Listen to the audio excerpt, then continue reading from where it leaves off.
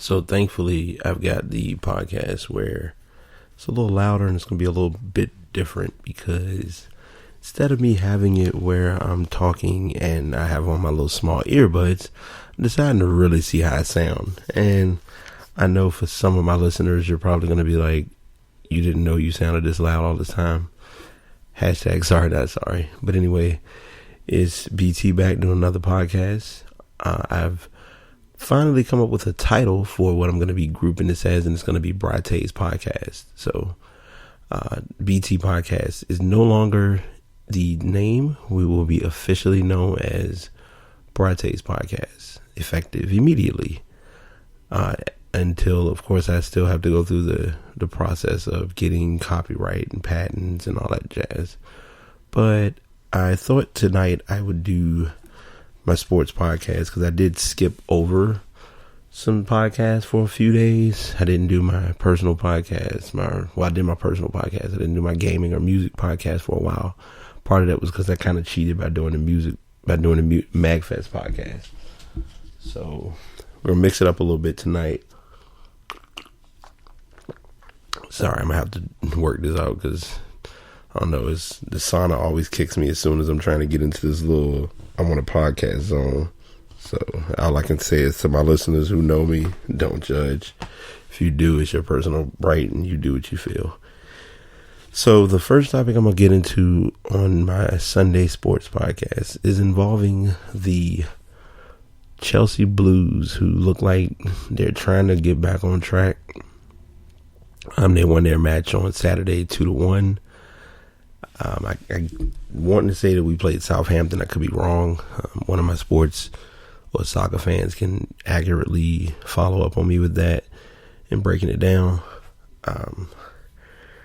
The Blues look like they want to wake up and start playing.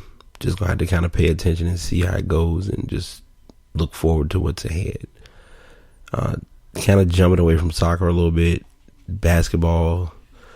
Looks like both of my basketball teams are just struggling this year. Oh, I'm sorry. Before I do that, I do get updates from FootMob, FOTMOB. If you are a soccer head and you want to keep up with the latest and greatest with soccer, that's a good site or a good source to go to get your soccer updates. So I've been kind of tracking them pretty well with getting my news, and it's worked out pretty well. So that's my personal suggestion. They've been kind of keeping me in the loop with AC Milan as well. AC Milan won their game. They made it clear that they should be focused on trying to win out or win as many games as they can in the Serie A division, because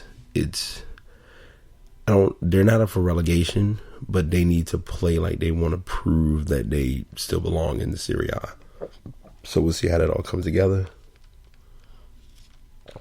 Jumping into the sports madness of basketball, Houston, we have a problem.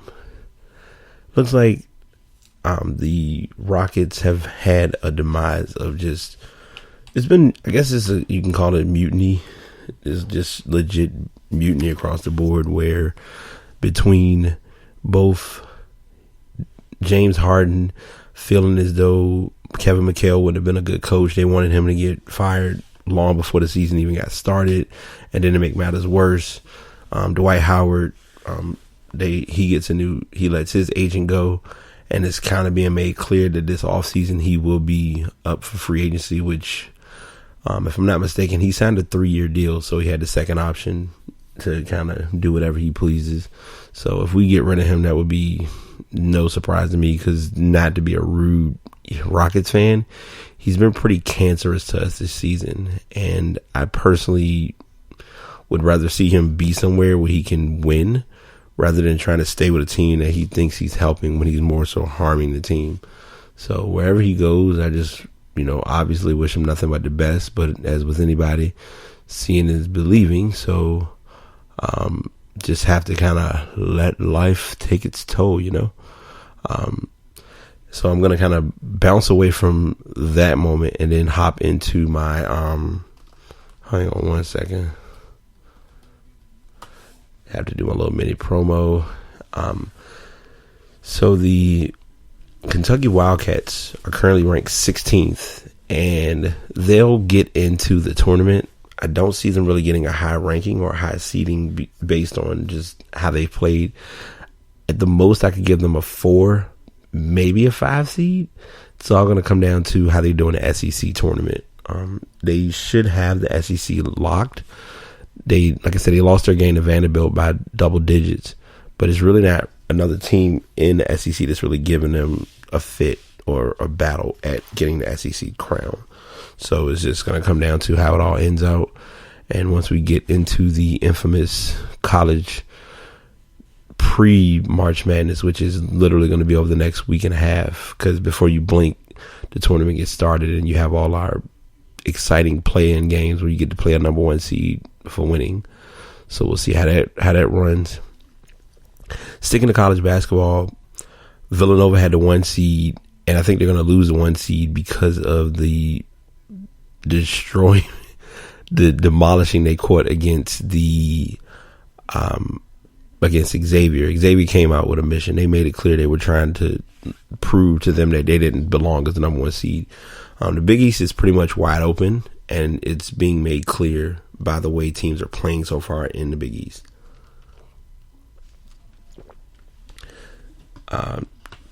Circling back, so I'm kind of gonna double circle with this a little bit, because it's gonna kind of talk about the prospects who are supposed to be going pro, as well as some arcadish stuff that I've seen in basketball lately that just has been that infamous wow factor.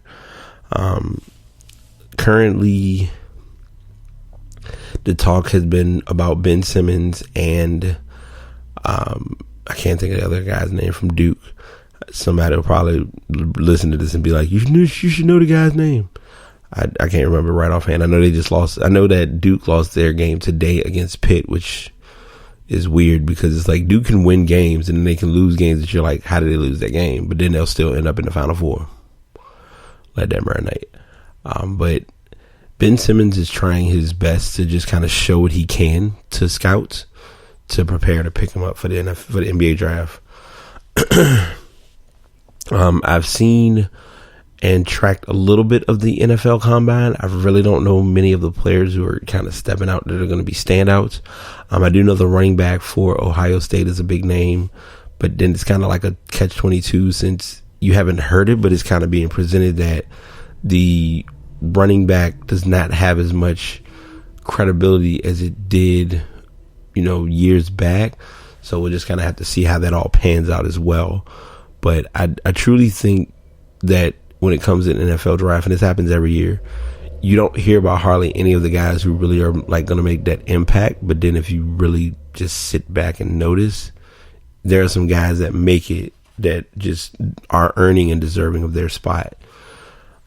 So I did miss getting into this topic a few weeks ago, but since it has come and went, we did go through our the NBA had their trade deadline occur after the All-Star break, and not many players really moved that were expected to move, but a lot of guys did kind of get swapped around. Chris Humphries has been released on waivers. Excuse me. I have to go back and look to see the team that he went to. Joe Johnson, as of right now, has been set to go to Miami. Of course, it's going to be barring and pending a physical. One trade got nixed. I'm guessing based on the physical, but they wasn't really said in detail why that trade got nixed. But it was involving Houston, Detroit, and I can't think of the third team right offhand. So I've been keeping an eye out for that matchup and those battles. So that's kind of been the fun and just letting those games, letting those moments happen. Speaking of games, and I may as well go ahead and jump into this since I have the time and the opportunity. Steph Curry has turned into the arcade. Literally, I'm not even giving him like any other name. He's the arcade. And I call him the arcade strictly because he's that player that just does whatever he wants. And I think it's amazing because the media just gives him such a hard time about how and what he does, when the truth is all he's been doing is winning. And it's like every excuse comes up. Well, he's playing in a soft league and nobody fouls like they used to back in my day when I played. Okay. Do you blame him or do you blame the change of the league? The league changed because the game changed. If you look at football, and this is just prime example and just honest truth.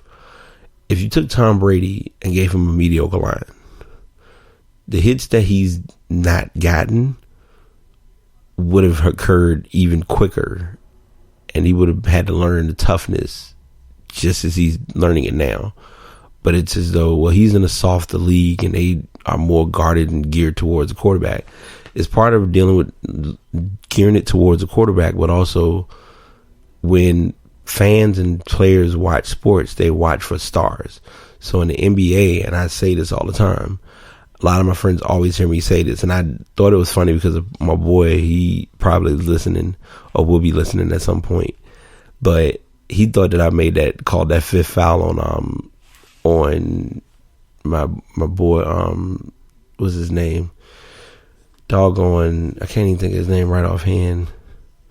On Kevin Durant. And the truth is, I had no dealings with it. I just feel as though sometimes we let a lot of things go that shouldn't be let go. And I just don't. You just kind of got to call it for what it's worth. Like, prime example, if LeBron James ever gets called for his sixth foul, like I said, that referee will be demoted and sent to college or to elementary school basketball on the spot. Just putting it out there. But yeah, Steph Curry has been playing like a man on a mission, and he has made it clear to everyone in the league that, number one, I'm gunning for that MVP back to back. There really isn't anybody else in the conversation slightly close. Maybe Westbrook, possibly LeBron, but Steph Curry has been just putting up numbers that you just wouldn't even understand. I mean, he's averaging 30 points and nobody's talked about it. The game against OKC just was in the wrong place at the wrong time. Because, I mean, 12 threes. Like, and it was 1-3. When I looked at the game, literally, he walked up to the 3-point line, took a few steps, and just stepped right into a 3-pointer and just shot it. Like, didn't need a pick, didn't need a screen, just took it. And the fact that Steve Kerr gives him such a green light to play the way he does is amazing. The kicker for me that I'm still amazed by and still trip off of is the sole fact that, okay, Golden State played, that's fine. But then as to trick him up, they put Mark Jackson as one of the commentators. And you know Mark Jackson still has like this bitter, angry, aggro, in my feelings bit about not coaching the team. And I don't know why he's still holding on to it. Like, if he doesn't let it go soon, it's only gonna get worse. That's all I can say. So, I mean, I don't know if they're doing it as suffering or if he needs to hurry up and just get a job with a team. If the Knicks were smart, and I'm going to say it because I feel like it's the truth, they would go ahead and hire Mark Jackson. I mean, he's played for the team. He knows gritty basketball. I think he can get some type of gameplay out of guys other than Carmelo Anthony and Porzingis. Like, he can make those John and Jane Does step up that need to do their part. So I think those are like my main topics, and I kind of spindled away from my sports theme or genre, but I'm glad that everyone is taking time to listen, and I hope you all enjoy. If you are following the podcast, it is under Silent Assassin B. Spreaker.com, Silent Assassin B. I'm working to get some name changes because I think what's going to end up happening is I'm going to keep all of these podcasts up, and I'll probably end up making a totally new profile just with the content that I plan to post in the future. So we'll see. Like I said, I got to play around with it a little bit more and get a little bit more comfortable. So thanks for listening. Continue tuning in. Until next time, this is BT signing out. Peace.